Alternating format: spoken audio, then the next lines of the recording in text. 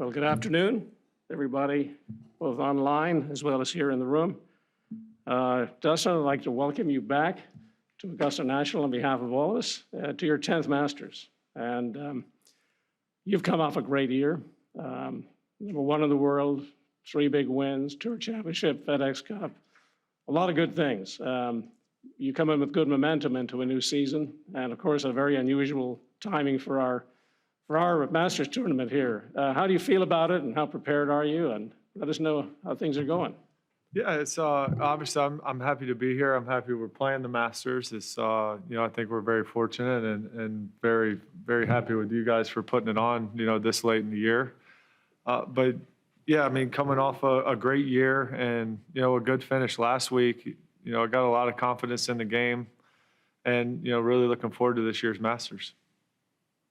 Okay, let me throw it over to the room and see if there's anyone who's got a question right now. Yes, please. Thank you, sir. Dustin, what did you learn from last year's Sunday at the Masters? And then a follow-up question about 12 specifically, please. Oh, well, last year it was, I played great over the weekend. On Sunday too, I felt like I played really good golf, and just didn't get enough putts to go in the hole. It was, hit some good putts. They just, were burning the edges. But, it was a lot of fun. Obviously, I've been in the situation, enough times, on Sundays in the majors where, I can feed off those experiences and kind of know what to expect. But it was a lot of fun, and I've had a couple good finishes here the last couple of years, and so as long as the game stays in good form, I think I'm hopefully be around here on Sunday and have a chance to win. Quick follow-up. How do you think of the shot on 12 to the Sunday pin? Is it a fade shot, a draw shot, a straight shot? How do you play that shot? Kind of depends on the wind, but I'll take it right in the middle of the green to every flag on 12. But yeah, generally I like to cut it. So, thank you. Bill Fields, Masters.com. Dustin, could you just summarize the COVID experience? And did you have some symptoms? And if so, how sick were you? Yeah, I had very minor symptoms. Just felt like I had a cold, had a little bit of a fever for maybe 36 hours or something. But after that, I felt fine. And the worst part about it was the quarantining in the room for so long. Alan Shipnuck. Dustin, a lot is made of the scripting, what you guys wear during Masters Week. We get all these press releases from the clothing companies. When you're going to be up on the stage, do you wear a special shirt for your Tuesday press conference here at Augusta? Knowing there's a lot of people watching. I don't. I didn't even think about it, but I do have scripting for Thursday through Sunday. As far as the backdrop behind you, do you have any preference on what they put up when you come on the stage? I do not. Whatever they like is fine with me. Okay. I've got a message or question coming in online, Dustin. It says, we have received a remote question. How are you finding the conditions of the golf course in November compared to the spring? I mean, I don't see really any difference in the greens. The conditions of the course, though, I think are really nice. It's a little soft, but I mean, I think the last few years it's played kind of soft in April. So it's but the greens are perfect, and the rest of the course is pretty similar. Thank you. Doug Ferguson, AP. That was kind of going to be my question, but how much have you played since you've been here? And is your routine any different than it would be in April? No, it's the same. I played 9 yesterday and 9 today, and if I can play a few holes tomorrow, I will. But obviously that's weather dependent. And this question's been coming up for 20 years or so. What is par here for you? What is realistic par here for you? Do you feel like it's 72 or more like 68, just given your length? I don't know. I never thought about it. I'm asking you to think about it now. But the par is 72 when you add up the numbers on the holes.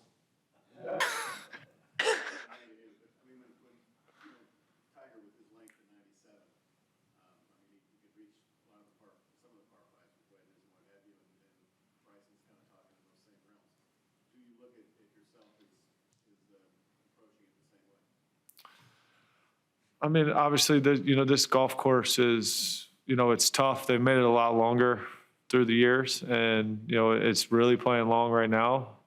But, yeah, I mean, obviously, you need to take advantage of the par fives. I mean, that's, if you look back through the past, winters, they always play the par fives well, and it's, something that if I want to shoot good scores out here, I need to play the par fives well. Another remote question before I go back to the room. You've done a lot of work on your putting, and I've taken a different approach to putting. It looks like a different approach, at least to an outsider looking in.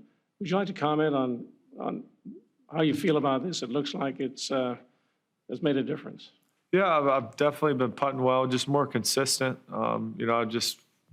I started using a line on the ball just so I know where I'm aiming instead of guessing where I'm aiming, and it's definitely helped.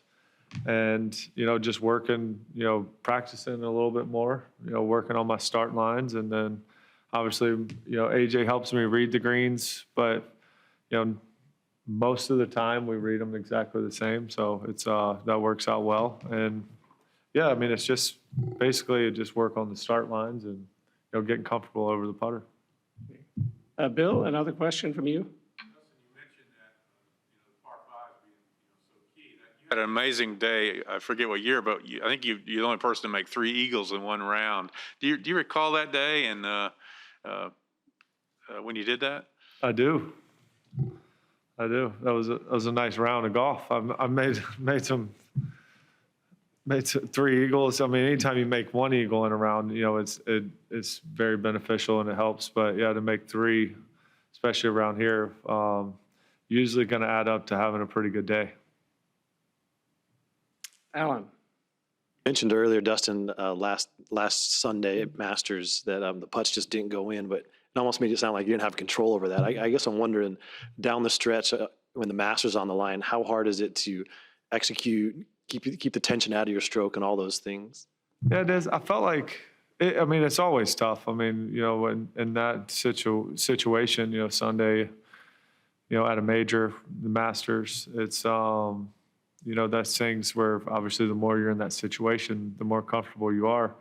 I felt like I executed well, just, misread the putts a little bit or, speed was off just a hair, but I was executing them how I wanted to, just misjudged them.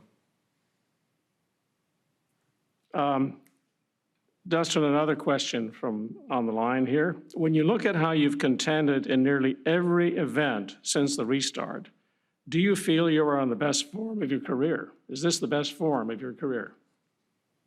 I feel like I'm playing really, really well. It's probably the best I've played in my career, yeah, but it's consistent. I don't feel like, I feel like there's still a lot of room for improvement, but it's very consistent as far as day in and day out, my shot shape, my flight, and, controlling my distance. I put in a lot of work on, especially the wedges, being able to control my distance with wedges. And yeah, so it's very consistent right now, and I'm very pleased with where the game's at. So I would say it's pretty good. Doug, you had a question? Is it going to be more difficult this week without a greens reading book? How's that going to affect you? I don't really use the book to read the greens. I use it a lot for, especially on like a course last week where I don't know the golf course. I'll use it a lot for second shots. But as far as here, I've played here enough times. I know what the slopes, and I know the greens well enough to where I don't need one. I mean, AJ helped. He doesn't use one either, so I'll look at it, but I don't use it to read my putts. Whenever you guys, in the apparently very few times that you do disagree on a read, has he ever won out? Yeah, but I'll never tell him. Michael? Thank you. Please. Dustin, you're very unflappable on the golf course. After one of your wins this year, I think you might have gotten your fist to about chest high, maybe. But inside, is there more going on in the way of I'm excited, or is that just kind of how you are? Yeah, I mean, I definitely get excited, and, I can feel it, coming down the stretch, and, because I want to win. It means a lot to me, but I don't know, maybe get more excited afterwards than I do right there in that moment, just because I'm so focused on what I'm doing that, you know, it's, I don't know how to explain it other than, you know, I'm really focused on what I'm doing and not really focused on the outcome. Question, thank you. Dustin, Adam? Thank you. Thank you. Dustin, how would you compare where you are right now to where you were the year that you had to withdraw from the Masters? I would say it's really similar, very similar. I mean, obviously, I was playing great, you know, coming into the Masters. I was in 17, I think.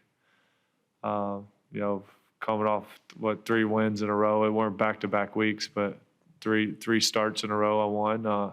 Yeah, I mean, the game was in really good form, but I think it's really similar to what it was then. How difficult was that decision to make? And do you feel like you'll let one get away? What? A chance to win the Masters by not being able to perform? Well, I couldn't play. I would have played if I could have. A couple of, we've got another online question. I'll come back to you guys in a moment. This is a different Masters, no patrons. You've been out there looking around. How does it feel compared to the 9 others that you've competed in? Yeah, this is definitely a different Masters, and it's just because the patrons aren't here. I mean, everything else feels the same. You know, I'm really excited to be here and really looking forward to playing the Masters. And, you know, everything's the same other than not having the patrons. And it's definitely a different feeling out there. And it's going to be a different feeling throughout the week, but it's still the Masters and there's still a green jacket on the line. So it's, you know, for me playing, it's not going to really feel much different, but obviously the excitement and having the patrons around is a big part of playing here at the Masters. And, you know, we definitely miss them, or I definitely miss them. And, you know, hopefully they'll be back in April. Okay, we'll take a few more before we wrap up. Bill? Dustin, you contracted the virus. Fortunately, you didn't get seriously ill. But are you surprised that the tour, the pro golf, was able to get through these months with as few problems as they have had? Well, I think the PGA Tour has done a great job with the plan they have implemented, and the guys, I mean, all the guys out here take it seriously, and, you know, I think they do a really good job, and that's why we haven't had a problem. Doug? 2 quick things here. Do you tend to skip a shot on the 16th over the pond, and did you do it this year without fans? I usually do, and I did not do it this year. I thought about it when we were walking by, but there wasn't any patrons yelling at you to skip it, so I just kept on going. Skipped it. And then the other thing, when you first came here for the first time, did it look like a course that was tailor-made for you? And if so, why do you think it took you as long as it has to really give it a shot at winning? I definitely liked the golf course from the first time I played it, but you know, it's tricky. I mean, you got to play. You know, I feel like the more you play it, the more you learn about it. You know, the more comfortable you get out here. But you know, for me, the first few years playing here, I felt like I was learning a lot, and you know, so I feel like I keep getting better and keep getting more comfortable the more times I play it. Okay, we're going to take 2 more questions. Alan, and then I'll... Drafting off that a little bit, I mean, we think a lot about how many major championships a player has won and their place in history and that sort of thing. I mean, how anxious are you to add another major and keep going from there? I mean, of course, I would love to win a lot more majors, or, you know, I'd like to get my second one first, but then, you know, add on to that. But yeah, I mean, I just need to keep putting myself into situations, and, you know, I'm playing good enough golf where, you know, I feel like if I can put myself in that position come Sunday, you know, I like my chances. But, you know, we got to get there first. And, you know, you know, I think I still got a lot more years ahead of me, so I'm not really too stressed about it. And the last question goes to you, Adam. Listen, growing up in South Carolina, was this the major that you most wanted to win? It was, you know, growing up as a kid, you know, being, you know, only about an hour away from here. So, on the putting green as a kid, hitting chips or putts, it was always to win the Masters. And it was, just that tournament, because it was so close that everybody, it was what we dreamed about winning. What is your favorite Masters tradition? Favorite tradition? For me, I don't know if it's really a tradition, but my favorite thing about the Masters is the sandwiches. One. All of them. Well, listen, on that, we're going to wrap up. Dustin, it's great to have you back here again, Dustin, in the Masters and our special Masters in the fall. And we all wish you the best of luck. Thank you. Coming days. Thank you.